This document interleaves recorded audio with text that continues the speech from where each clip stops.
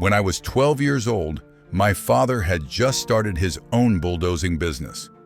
One of his first jobs should never have been taken. A job that still sends chills down my spine whenever I think about it. It was the middle of August in a small southern town, and the air was heavy with heat. The kind of heat that makes your skin feel sticky and your breath thick in your chest. My father was hired to bulldoze an old cemetery in the woods from the 1800s. More than 150 years of history, memories, and final resting places, all to be erased so the landowner could build a greenhouse. Even as a child, I knew it was wrong, but my father needed the work. The first day was uneventful. Stones pushed aside, earth leveled, silence where once there had been peace. But the second day, everything changed. There was an enormous oak tree in the middle of the cemetery, its roots deep, its branches clawing at the sky. My father pushed and tugged with the bulldozer, but the tree refused to yield.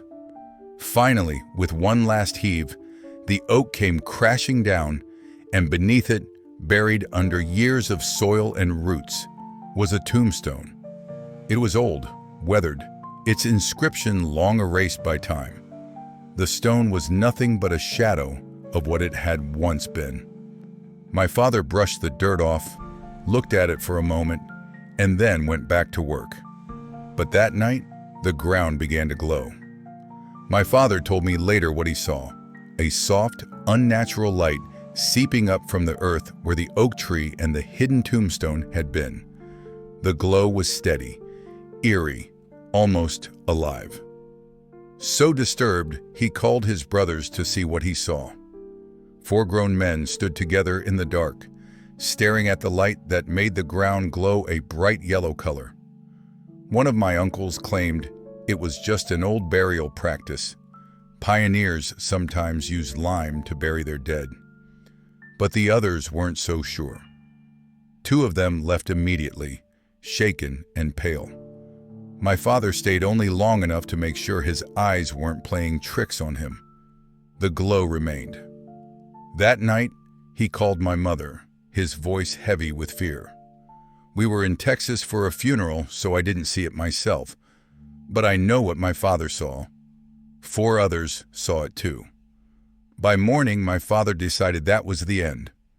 Job finished or not, he would not set foot in that cemetery again. He packed up his things, walked away from the land, and never went back.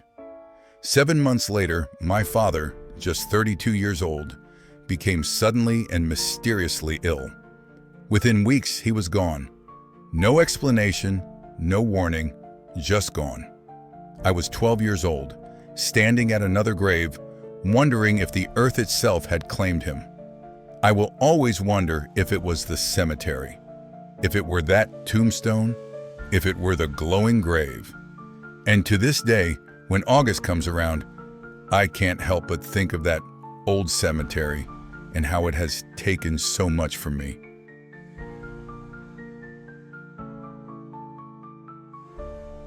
My 94-year-old great-aunt once shared a story with me that still gives me chills to this day. She was not the type of woman to tell tales or embellish the truth. Deeply religious and devoted to honesty, she always spoke plainly. That's why, when she told me this story from her childhood, I believed her without hesitation. My great-aunt and I both grew up in the Florida swamps. For us, the wilderness wasn't frightening, it was home. She was only 9 years old when this happened. She and her friends had discovered a small spring deep in the woods. It was a hidden place, beautiful but dangerous. They called it the Black Water Spring because the water was so dark you couldn't see a thing below the surface. In those days, children thought nothing of walking barefoot into the woods and swimming without adults around. One sweltering summer afternoon, she and a few friends decided to cool off at the spring. Among them was a little blonde-haired girl named Ellen Rose, who often swam with them. At first, everything was laughter and splashing. But then the sound of play drowned out the soft gurgles as Ellen Rose slipped beneath the surface. By the time the children realized she was in trouble, it was too late. They dove, they searched, but the black water concealed her completely. In a panic, they ran to get their parents.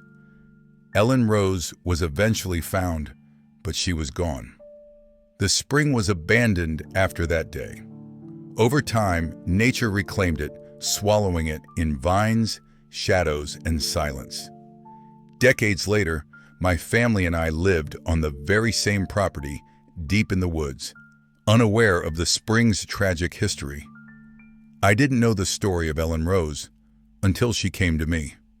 One night, I had been reading a book about haunted houses I'd borrowed from the library.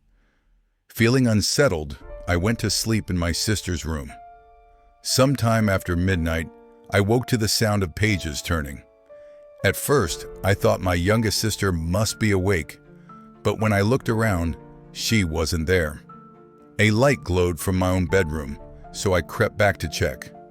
Inside, I found something that froze me in place. Sitting on a bar stool in front of my mirror was a blonde-haired girl, younger than me, flipping through my library book. She looked solid, real, even ordinary.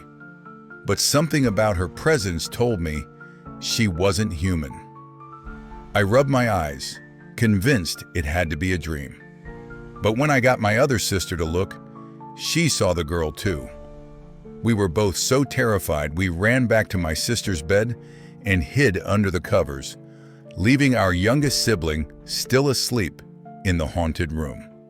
The next morning, we told our mother what we had seen. That was when she finally revealed the story of Ellen Rose, the little girl who had drowned on the very property we called home. My great-aunt then told me her side, about the day Ellen Rose vanished into the black water and never came back. I never looked at that land the same again. And from that day forward, I wanted nothing to do with ghosts, hauntings, or the supernatural.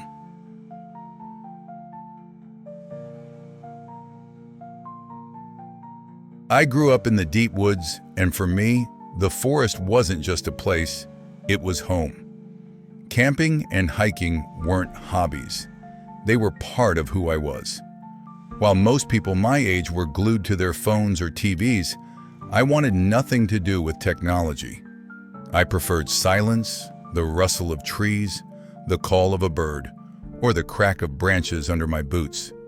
Nature was healing. It made me feel alive. I lived on 10 acres of land, and it wasn't unusual for me to pitch a tent outside and spend the night under the stars.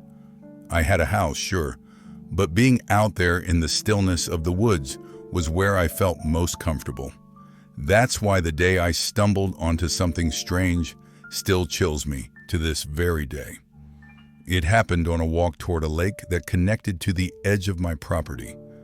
The trail was remote.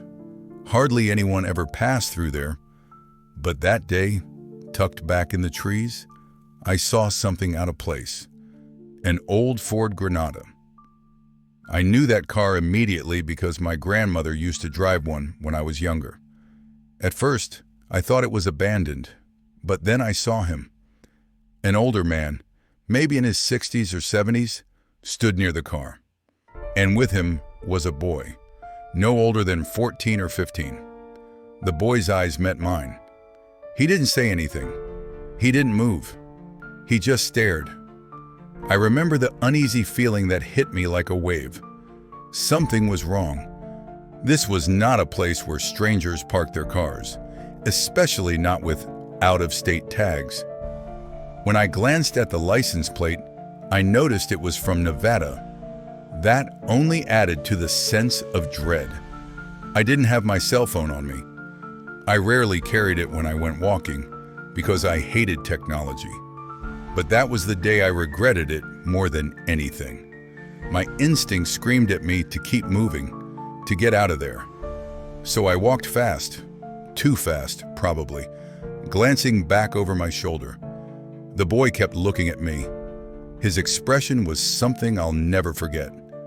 It wasn't curiosity. It wasn't anger. It was almost like a silent plea. When I finally reached the road near my home, I thought I was safe. I was close to running home and calling the police, but then I heard it, the roar of the engine. The old Ford Granada came speeding out of the trees, flying onto the road. The old man was behind the wheel, and in an instant, they were gone. I just stood there, frozen, shaken. Regret hit me immediately. I hadn't gotten the plate number. I hadn't been close enough to gather details.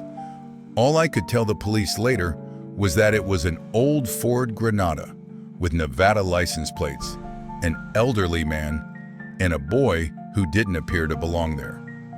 That was it. That was all I had. To this day, I live with the regret of not being able to help that boy.